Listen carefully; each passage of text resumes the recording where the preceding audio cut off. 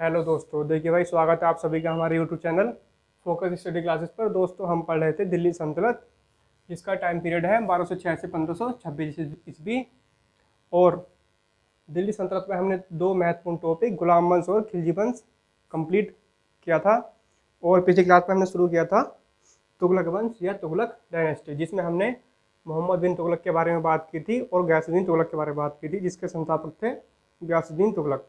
दोस्तों, पिछली क्लास में हमने डिस्कस किया था कि जब 1351 ईस्वी में सिंध के ठट्टा नामक स्थान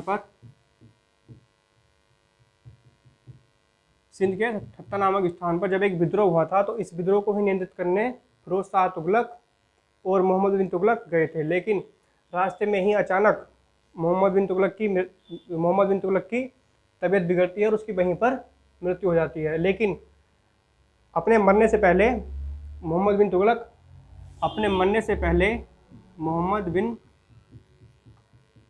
तुगलक अपने ही चचेरे भाई फिरोज शाह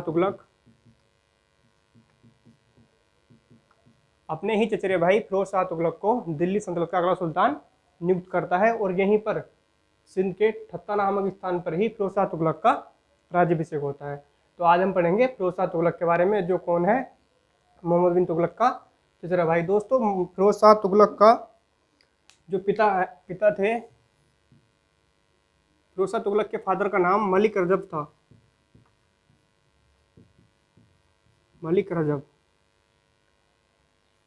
फिरोज शाह तुगलक के पिता का नाम मलिक रजब था। और इसकी मृत्यु हो जाने के बाद फिरोज शाह तुगलक का जो पालन पोषण किया, वो किसने किया? गयासुद्दीन तुगलक ने। और गयासुद्दीन तुगलक के बाद उसका बेटा मोहम्मद बिन तुगलक दिल्ली का अगला सुल्तान बना, और उसके बाद उसका ही चचेरा भाई फिरोज शाह तुगलक दिल्ली का अगला सुल्तान बना। तो इसके बारे में पढ़ते हैं, ठीक है।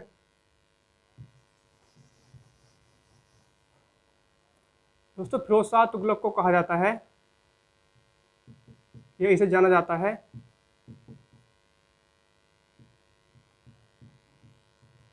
सल्तनत काल का अकबर।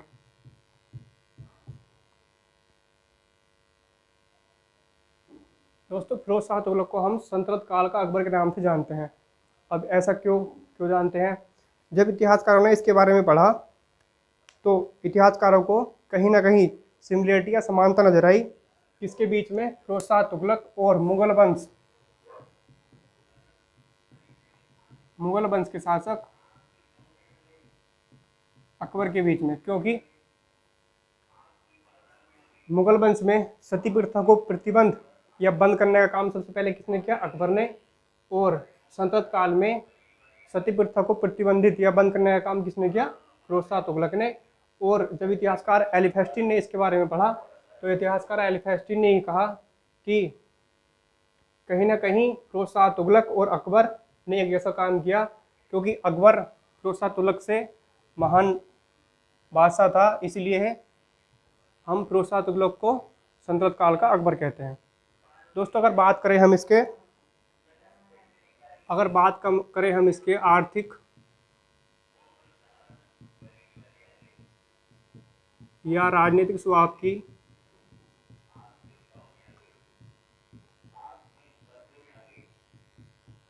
तो दोस्तों, दिल्ली सल्तनत का सबसे काइंड हार्टेड या सबसे दयालु जो सुल्तान माना जाता है, वो कौन माना जाता है? फिरोज शाह तुगलक। लेकिन अगर यह कौन से बेस पे है? आर्थिक और राजनीतिक बेस पर। लेकिन अगर हम बात करें इसकी धार्मिक तौर पर बात करें, तो दोस्तों, धार्मिक तौर पे इसे औरंगजेब का भी बड़ा भाई बताया जाता है, क्योंकि धार्मिक तौर पर फिरोज शाह तुगलक बहुत ही कट्टर था। और धार्मिक तौर पर फिरोज शाह तुगलक बहुत ही कट्टर है, और यह एक सुन्नी हुआ करता था,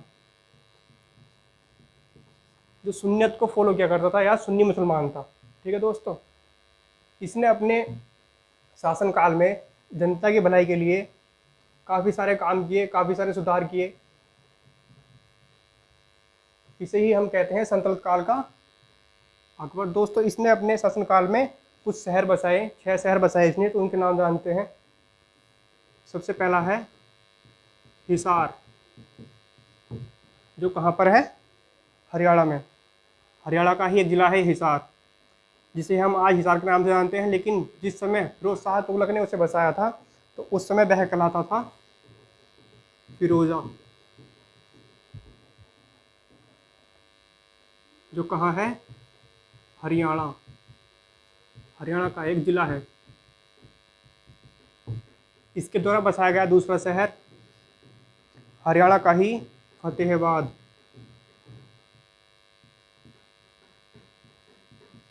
हरियाणा का ही फतेहाबाद।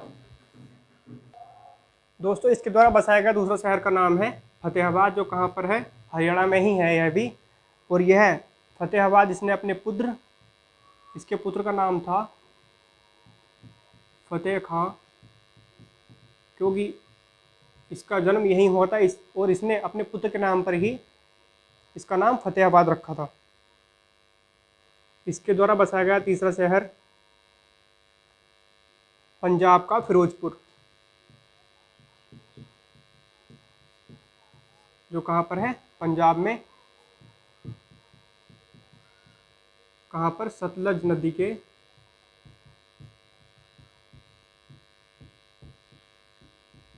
किनारे पर। इसके द्वारा बसाया गया चौथा शहर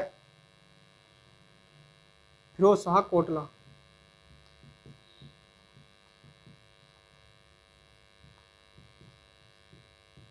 जो कहाँ पर है, दिल्ली में। दोस्तों, इसके द्वारा बसाया गया पांचवा शहर है फिरोजाबाद,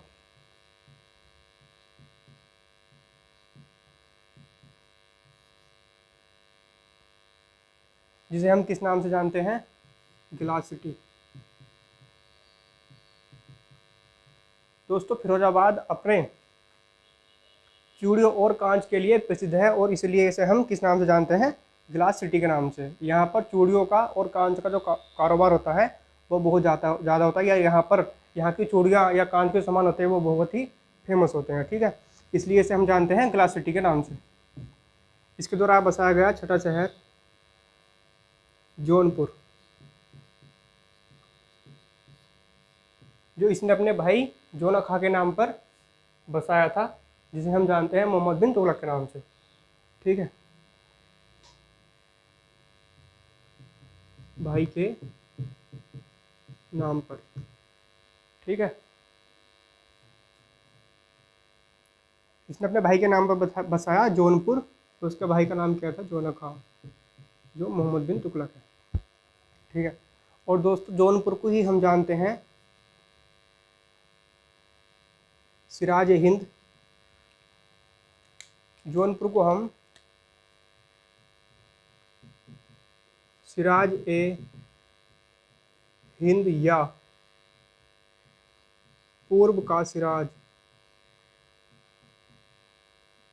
के नाम से भी जानते हैं। ऐसा क्यों? क्योंकि दोस्तों, अगर बात करें हम ईरान की, तो ईरान में एक जगह है जिसका नाम है सिराज। बात करें हम ईरान की, तो ईरान में एक जगह है जिसका नाम है सिराज। तो अगर बात करें हम मुस्लिम एजुकेशन की पूरे वर्ल्ड में, तो सबसे बेस्ट, सबसे अच्छी जो मुस्लिम शिक्षा दी जाती है वो कहाँ पर दी जाती है, सिराज में। और अगर हम बात करें अपने भारत की, तो सबसे बेस्ट या सबसे अच्छी जो मुस्लिम शिक्षा दी जाती है वो कहाँ दी जाती है, यूपी के जौनपुर में। तो इसलिए जौनपुर को हम क्या कहते हैं, सिराज ए हिंद या पूर्व का सिराज। आपसे पूछेंगे कि कौन सा शहर सिराज ए हिंद या पूर्व का सिराज कहलाता है, वह है जौनपुर, ठीक है।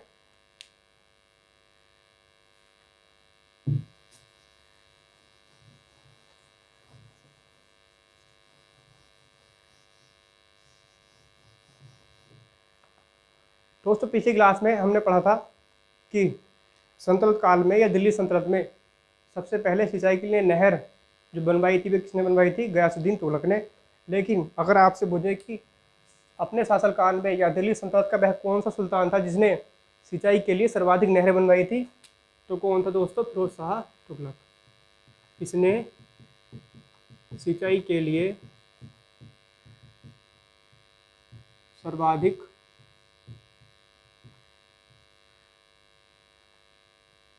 नहरें या कैनल्स बनवाई। इसके द्वारा बनवाई गई कुछ इम्पोर्टेंट नहरें हैं। पहली नहर इसने बनाई जो कहाँ से कहाँ तक थी, यमुना नदी से या रिवर से हिसार तक, जिसकी लंबाई थी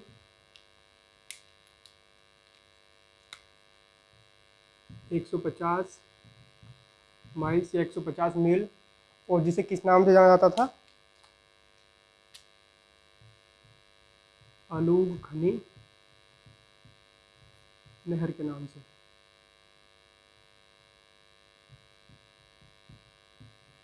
ठीक है दोस्तों, इसके द्वारा बसाई गई पहली नहर है जो सर्वाधिक या सबसे बड़ी है, जिसे हम जानते हैं, जो कहाँ से कहाँ तक है, यमुना नदी से हिसार तक, जिसकी लंबाई 150 मील, और जिसे हम जानते हैं अलूगखनी नहर के नाम से। इसके द्वारा बसाई गई दूसरी नहर सतलज नदी से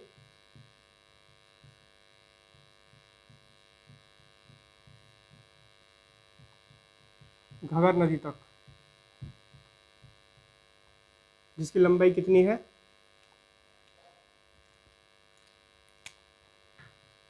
96 मील, और जिसे हम जानते हैं रजवाहा नहर के नाम से। ठीक है दोस्तों, तो ये इसके द्वारा बसाई गई प्रमुख नहरें हैं।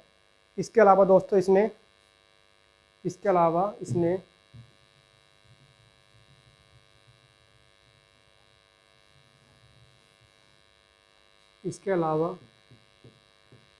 फिरोज शाह तुगलक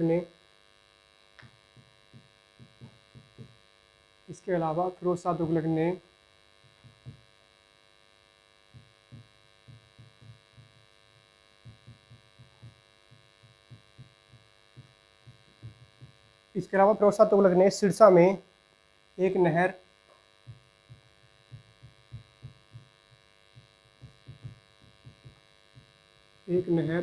और 1200 बाग बनवाए।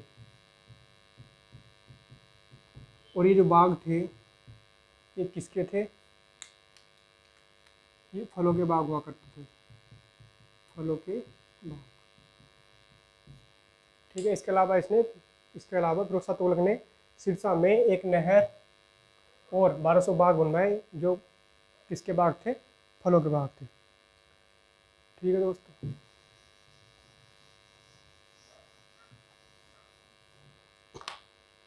जैसा कि मैंने आपको बताया कि यह धार्मिक तौर पर बहुत ही कट्टर था। धार्मिक तौर पर इसे औरंगजेब का भी बड़ा भाई बताते हैं। इतिहासकार ऐसा कहते हैं कि यह धार्मिक तौर पर औरंगजेब का भी बड़ा भाई है, या धार्मिक तौर पर बहुत कट्टर है। और दोस्तों हम सब जानते हैं कि भारत में सबसे पहले जजिया कर किसने लगाया था। भारत में सबसे पहले जजिया कर मोहम्मद बिन कासिम ने लगाया था। लेकिन मोहम्मद बिन कासिम ने जजिया से दूर रखा था किन्हें, ब्राह्मणों को, विधवाओं को और विकलांगों को। लेकिन फिरोज शाह तुगलक ऐसा सुल्तान था जिसने जजिया कर ब्राह्मणों पर भी लगाया और विधवाओं पर और विकलांगों पर भी लगाया। इसके द्वारा 4 कर लगाए गए।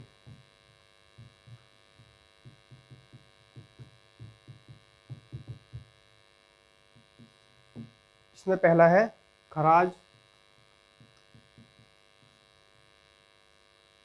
कर, जो एक भूमि कर हुआ करता था। नंबर दूसरा है इसमें जजिया, जो गैर मुस्लिम्स को देना होता था।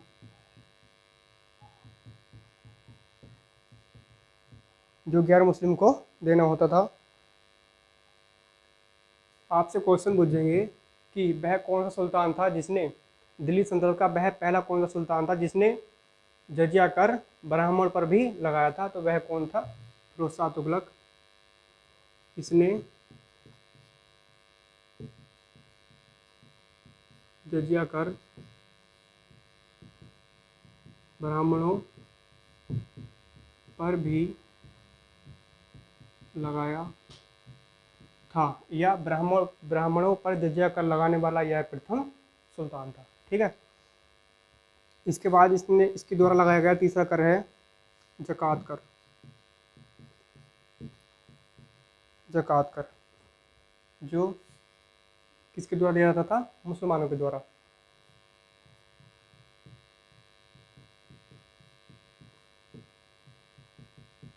और जो मुसलमान क्या देते, जो मुसलमान द्वारा अपनी आय का 1/40 हिस्सा देते थे, अपनी वार्षिक आय का, मुसलमान के द्वारा अपनी वार्षिक आय का 1/4 देना होता था। ठीक है। इसके द्वारा लगाया गया नंबर 4 कर है, नंबर 4 कर है खुगस कर।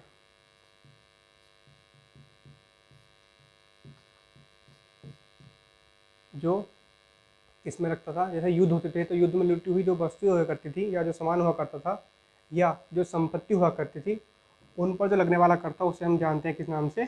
खुगस कर के नाम से। ठीक है। तो युद्ध में लूटी हुई संपत्ति, युद्ध में लूटी हुई संपत्ति पर जो कर लगता था उसे हम जानते हैं खुगस कर के नाम से। ठीक है। इसके अलावा दोस्तों आप सब जानते हैं कि हमारे इतिहास में जो हमें सबसे पुराने अभिलेख प्राप्त हुए हैं वे किसके अभिलेख प्राप्त हुए हैं? अशोक के अभिलेख। जो कितने हैं हमें अभिलेख स्तंभ प्राप्त हुए हैं? जो कितने हैं? 7 हैं। और इसके ही द्वारा अशोक के 2 अभिलेख या 2 स्तंभ, टोपरा स्तंभ जो अम्बाला में है, और एक मेरठ स्तंभ जो मेरठ में है, मेरठ स्तंभ मेरठ में है। इसके ही द्वारा इन दोनों स्तंभों का इसने कहाँ स्थानांतरित करवाया? फिरोज शाह कोटला, दिल्ली में। तो आपसे पूछेंगे कि अशोक के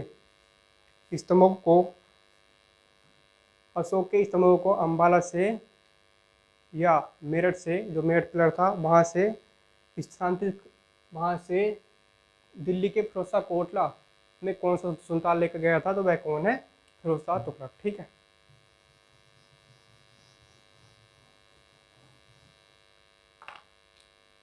सबसे पुराने अभिलेख किसके हैं? अशोक के, जो 7 स्तंभ में प्राप्त हुए हैं, और जिनमें एक हमें प्राप्त हुआ है कहाँ पर? टोपरा स्तंभ के नाम से जानते हैं जिसे हम, जो कहाँ पर है? हरियाणा के अम्बाला में।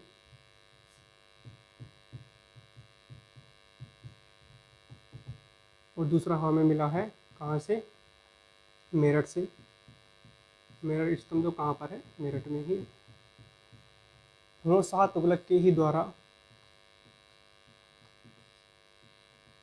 फिरोज शाह तुगलक के ही द्वारा इन दोनों स्तंभों को कहाँ पर स्थानांतरित करवाया गया था?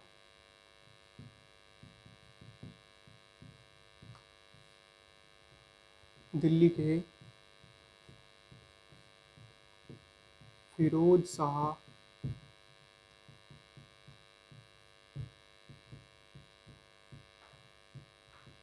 कोटला में। ठीक है। फिरोज शाह तुगलक के द्वारा अशोक के 2 स्तंभ या 2 पिलर को, जिसे हम जानते हैं टोपरा स्तंभ या टोपरा पिलर, जो कहाँ पर है? कहाँ पर था? अम्बाला में। और मेरठ स्तंभ मेरठ में था। और इसके द्वारा इन दोनों स्तंभों को स्थानांतरित किया, या यह कहाँ पर ले आया था? दिल्ली के फिरोज शाह कोटला में। ठीक है।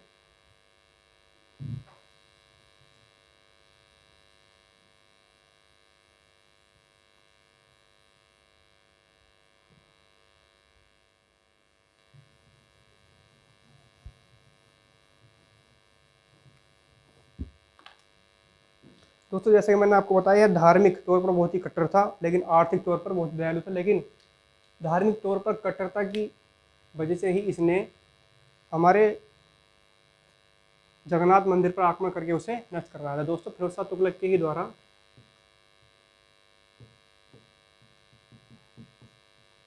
फिरोज शाह तुगलक के द्वारा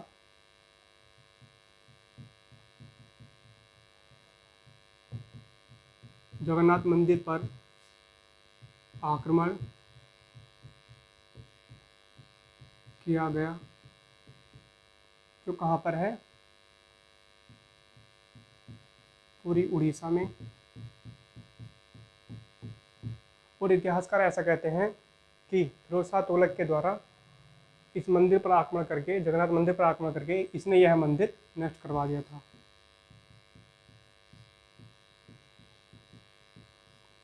ठीक है, इसके बाद इसका दूसरा आक्रमण, इसने अपना दूसरा आक्रमण किया ज्वालामुखी मंदिर और नागरकोट मंदिर,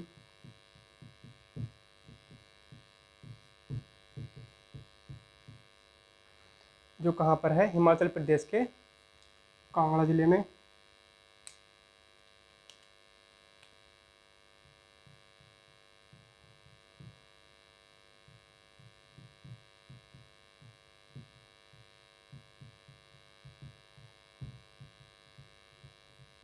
जो कहाँ पर है, हिमाचल प्रदेश के कांगड़ा जिले में। इसने ज्वालामुखी मंदिर और नागरकोट मंदिर पर आक्रमण किया।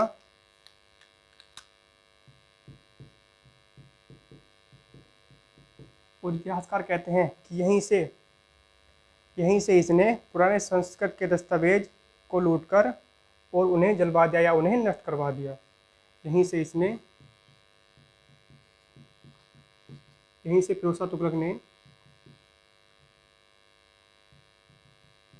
एफएसटी ने संस्कृत के पुराने दस्तावेजों, यहीं से इसने पुराने संस्कृत के पुराने दस्तावेजों को लूटकर उन्हें जलवा दिया। ठीक है दोस्तों, तो ये इसके द्वारा आक्रमण किए गए थे। जगन्नाथ मंदिर पर इसने आक्रमण किया था और ज्वालामुखी मंदिर और नागरकोट मंदिर पर इसने आक्रमण किया था। इसके बाद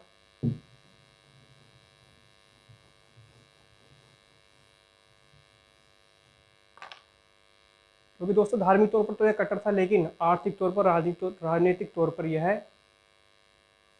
काइंड हार्टेड या दयालु था। और इसने अपनी जनता की भलाई के लिए या अपनी जनता का ध्यान रखते हुए इसने कुछ विभागों की स्थापना की थी। इसने महिलाओं एवं बच्चों को सहायता के लिए एक संस्था बनाई, या इसने, फिरोज शाह तुगलक ने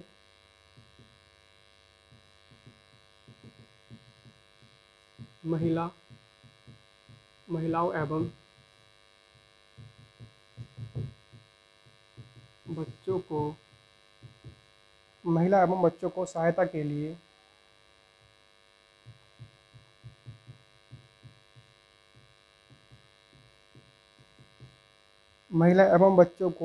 के लिए इसने एक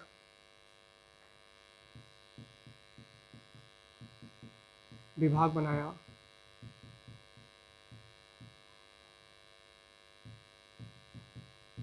जिसे हम किस नाम से जानते हैं, दीवाने खैरात के नाम से।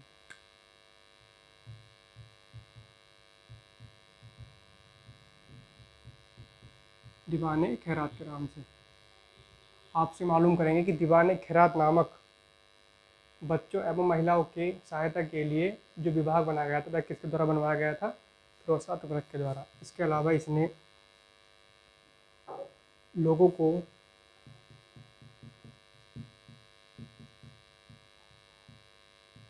मुफ्त में चिकित्सा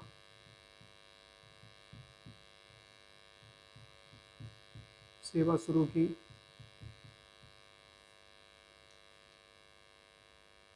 यह सेवा के लिए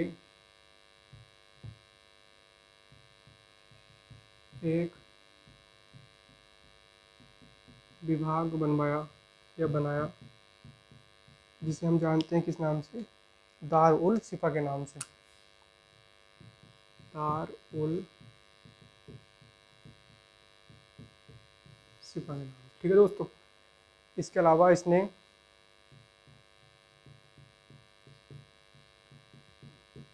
दासों के लिए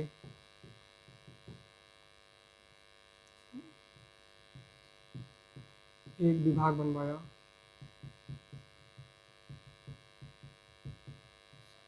जिसे हम जानते हैं किस नाम से, दीवाने बदगान के नाम से।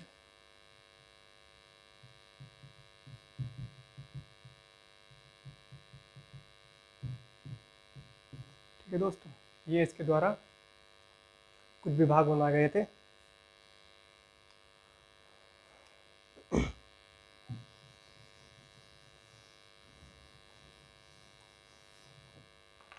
दोस्तों फिरोज शाह तुगलक ने सैनिक के पद को अनुवांशिक बना दिया था। इसने ऐलान करवाया कि अगर किसी के घर से किसी का एक पुत्र है और उसका जो फादर है या जो उसके जो पिता हैं वे अगर सैनिक के पद पर हैं, तो उनके घर पर जो उसका पुत्र है वह सैनिक के पद पर नियुक्त हो सकता है, क्योंकि जिससे उसका वेतन उसके घर पर पहुंचता रहे और उसे घर चलाने में कोई दिक्कत ना हो। लेकिन इसने यह काम किया तो था, लेकिन इसने सैनिक के पद को अनुवांशिक बनाकर इसके शासनकाल में भ्रष्टाचार काफ़ी बढ़ गया था। तो आपसे पूछेंगे कि सैनिक के पद को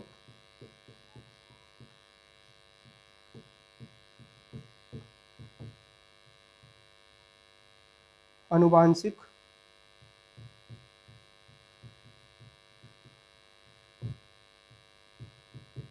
बनाने वाला यह है प्रथम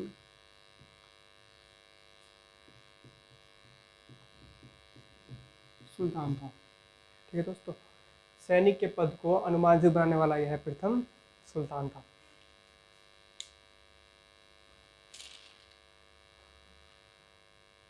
दोस्तों इसने अपने शासनकाल में 2 प्रकार के सिक्के चलवाए।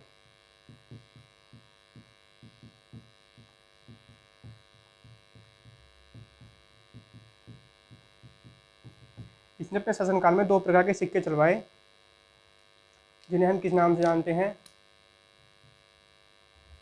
एक है अधा के नाम से, जिसमें क्या हुआ करता था, 50% ऑफ जीतल, या जो जीतल का 50% हुआ करता था।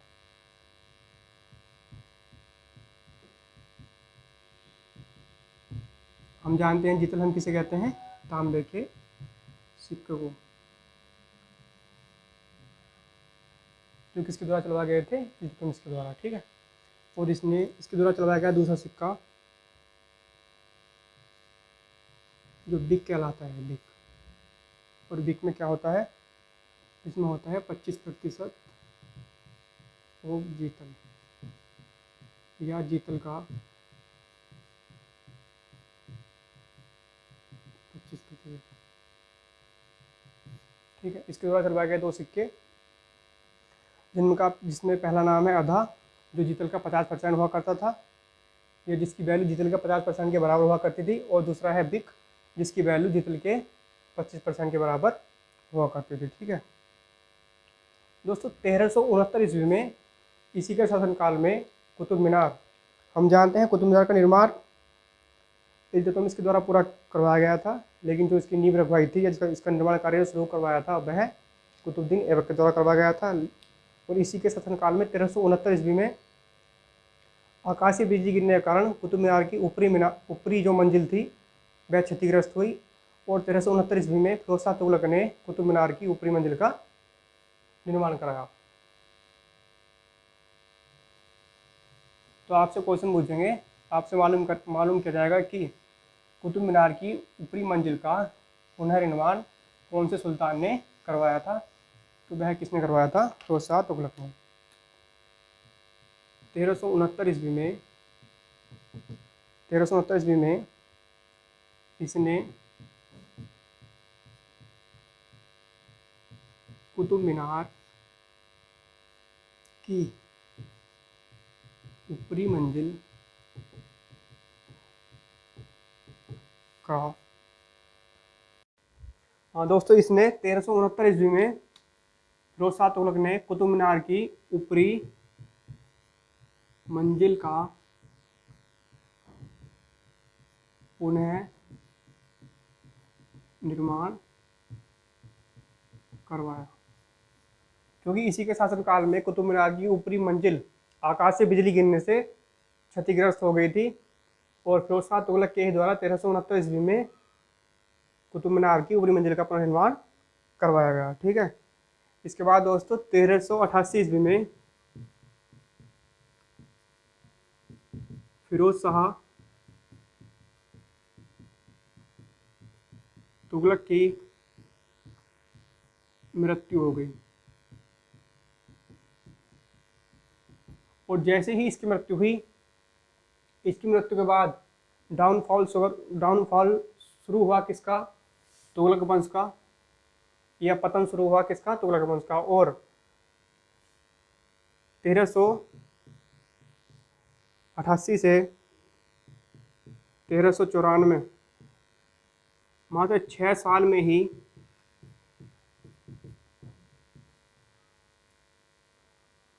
तुगलक वंश को मिले कितने? 5 सुल्तान।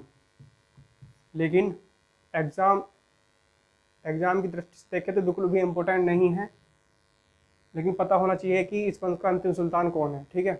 तो इस वंश का अंतिम सुल्तान हुआ तुगलक वंश का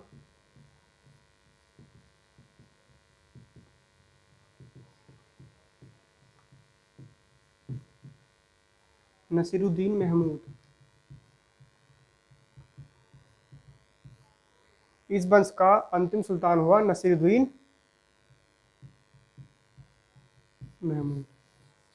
इसकी भी जिक्र करने की जरूरत नहीं थी, लेकिन इसका जिक्र हमें करना पड़ेगा, क्योंकि इसी के शासनकाल में एक महत्वपूर्ण घटना घटित होगी। ठीक है। अगर आपसे मालूम करें कि तुगलक वंश का सबसे महान सुल्तान कौन था, तो कौन था दोस्तों? फिरोज शाह तुगलक। इस वंश का अंतिम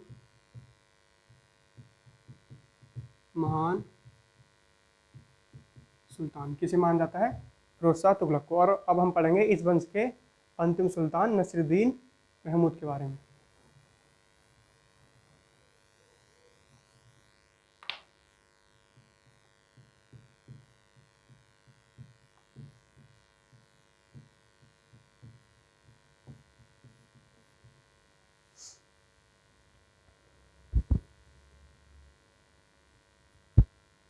दोस्तों नसीरुद्दीन महमूद के शासनकाल में ही 1398 ईस्वी में हुआ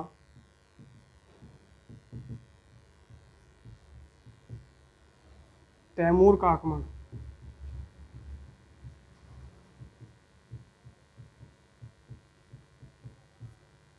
1398 ईस्वी में नसीरुद्दीन महमूद के शासनकाल में हुआ तैमूर का आक्रमण। अब तैमूर कौन था? यह एक तुर्क हुआ करता था, जो कहाँ पर शासन किया करता था? यह समरकंद या तुर्की में शासन किया करता था। कौन? तैमूर लंग, जिसे हम जानते हैं तैमूर लंग के नाम से। 1398 ईस्वी में हुआ तैमूर का आक्रमण, जो किसने किया? तैमूर लंग ने। और जो कहाँ पर शासन किया करता था, या कहाँ का रूलर था? समरकंद, तुर्की का, जो बहुत ही खतरनाक एक शासक था। और इसने भारत पर आक्रमण क्यों किया? क्योंकि इसे सिर्फ और सिर्फ यहाँ पर लूटपाट करनी थी। यहाँ पर इसे अपना शासन वासन कुछ नहीं करना था, इसे सिर्फ यहाँ पर लूटपाट करनी थी। और लूटपाट के उद्देश्य से ही इसने नसीरुद्दीन महमूद के शासनकाल में आक्रमण किया। और इसने पूरे के पूरे उत्तर और पश्चिमी भारत पर अधिकार कर लिया, और इसने जमकर लूटपाट की भारत पर। इतिहासकार कहते हैं कि जब यह भारत आया था तो इसने लाखों लोगों को मरवा दिया था, उनकी मृत्यु करवा दी गई थी। किसके द्वारा? तैमूर लंग के द्वारा। ठीक है। अभी इसे तैमूर लंग क्यों कहते हैं? क्योंकि दोस्तों यह लंगड़ा हुआ करता था, यह इसके एक पैर में लंग था, इसी वजह से हम तैमूर लंग कहते हैं। आपसे पूछेंगे कि जब तैमूर लंग ने भारत पर आक्रमण किया था, उस समय उसकी सहायता किसने की थी? तो दोस्तों नसीरुद्दीन महमूद का ही एक मंत्री हुआ करता था,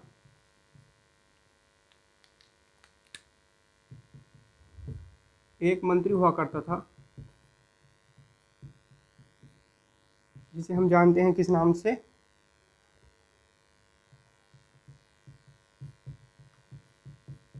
खिर्ज खां के नाम से। और इसी ने तैमूर की सहायता की थी जब इसने भारत पर नसीरुद्दीन महमूद के समय में दिल्ली पर आक्रमण किया था। ठीक है, तो आपसे पूछेंगे कि जब तैमूर लंग ने नसीरुद्दीन महमूद के शासनकाल में आक्रमण किया था दिल्ली पर, उस समय नसीरुद्दीन महमूद के किस मंत्री ने तैमूर लंग की मदद की थी, सहायता की थी? खिर्ज खां ने। ठीक है, इसने जमकर लूटपाट की भारत में, और यह अपना जीता हुआ प्रांत अपने ही बेटे को सौंपकर कहाँ चला गया? तुर्की। कौन? नसीरुद्दीन महमूद, सॉरी तैमूर लंग। ठीक है, इसके बाद इसका ही बेटा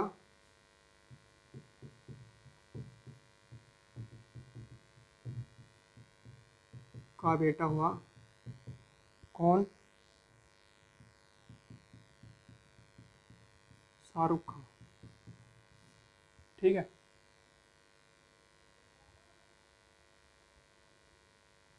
शाहरुख खान ने, क्योंकि तैमूर लंग का एक ही उद्देश्य था, दिल्ली सल्तनत पर आक्रमण करना और वहाँ से लूटपाट करना, और इसके बेटे का भी यही उद्देश्य था, यहाँ पर शासन करना। इन दोनों का उद्देश्य नहीं था।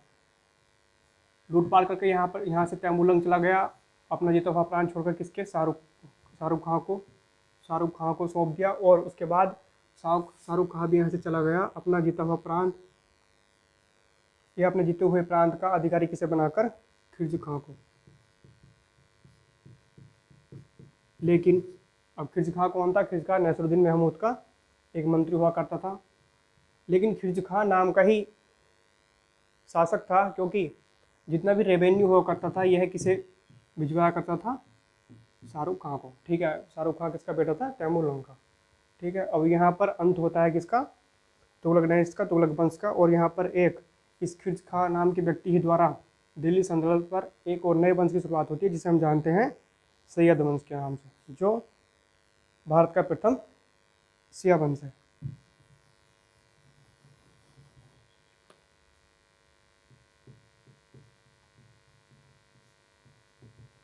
सैयद वंश, जिसे हम पढ़ेंगे 1414 से 1421।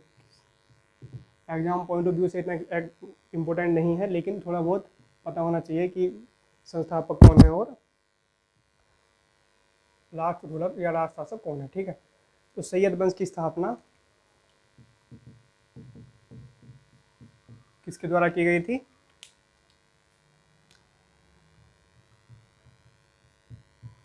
खिर्ज खां के द्वारा।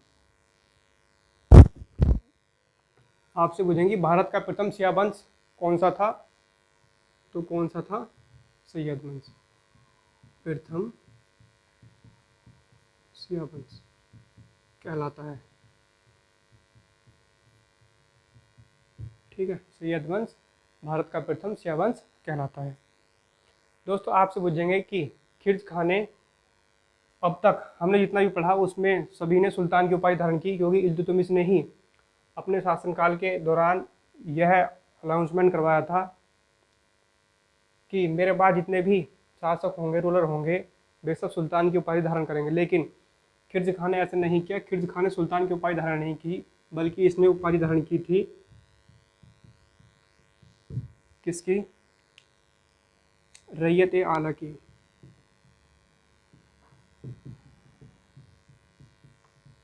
या यह रैयत ए आला की उपाधि से सिंहासन पर बैठा। आपसे पूछेंगे कि दिल्ली सल्तनत पर रैयत ए आला की उपाधि से कौन सुल्तान गद्दी पर बैठा था? खिर्ज खां। ठीक है, इसके बाद इसका बेटा सिंहासन पर बैठा, जिसे हम जानते हैं किस नाम से? मुबारक शाह के नाम से।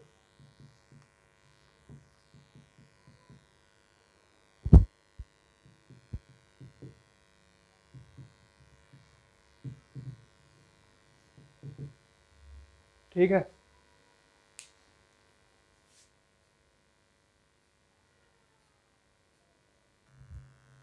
जी दोस्तों, खिलजी खां का बेटा इसका अगला उत्तराधिकारी हुआ मुबारक शाह, जिसे हम पढ़ेंगे 1421 से 1434 ईस्वी तक।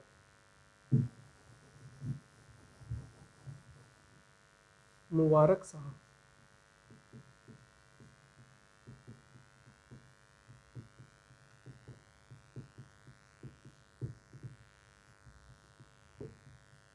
दोस्तों, मुबारक शाह ने अपना वजीर बहलोल को बनाया। बहलोल कौन था? यह एक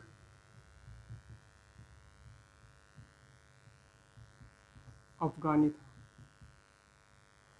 मुबारक शाह ने अपना वजीर बहलोल को बनाया और बहलोल यह एक अफगानी था और बहलोल को उपाधि दी।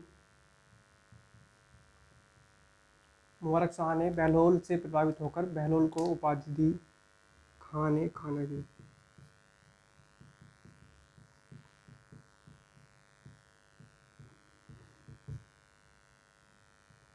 ठीक है, इसके बाद इसका बेटा मोहम्मद शाह।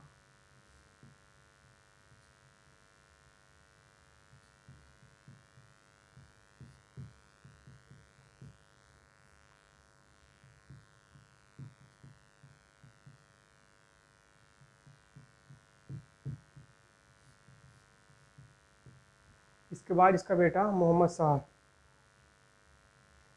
दोस्तों, मुबारक शाह ने अपना वजीर बहलोल को भी बनाया और बहलोल को उपाधि दी खाने खाना की, और बहलोल यह एक अफगानी था। ठीक है, वजीर बहलोल था लेकिन नाम का ही सुल्तान था कौन? मुबारक शाह। लेकिन जितने भी प्रशासनिक या राजनीतिक कार्य हुआ करते थे या सेना का नेतृत्व करना हुआ करता था, वो कौन करता था? बहलोल। और इसी से ही प्रभावित होकर मुबारक शाह ने बहलोल को उपाधि दी खाने खाना की। ठीक है, उसके बाद इसका जो बेटा हुआ मोहम्मद शाह ने बहलोल से मोहम्मद शाह इतना प्रभावित था, इतना मानता था इसे, कि इसने बहलोल को अपना पुत्र घोषित किया।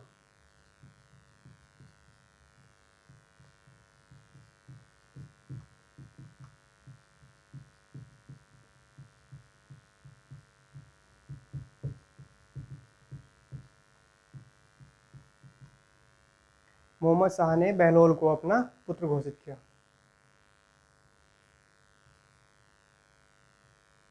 क्योंकि इसके शासनकाल में भी मोहम्मद शाह बहलोल से बहुत प्रभावित था और इसके प्रशासनिक और राजनीतिक कार्य जितने भी थे वह बहलोल ही देखता था। ठीक है, इसके बाद मोहम्मद शाह का जो असली बेटा हुआ, मोहम्मद शाह का असली बेटा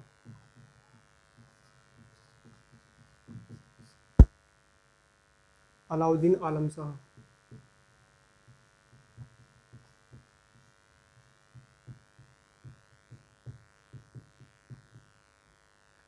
जो सिंहासन पर बैठा 1445 से 1451 तक। जो एक अयोग्य शासक था, अयोग्य और डरपोक शासक था।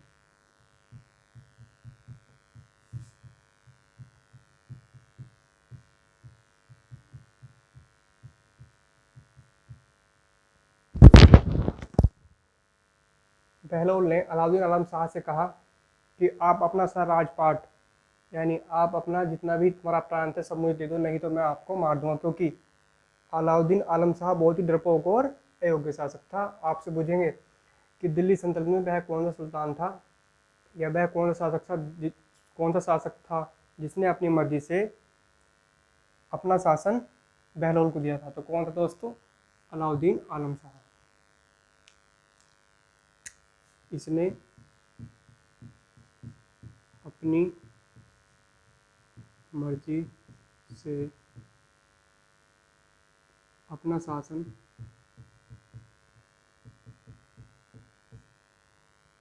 बहलोल को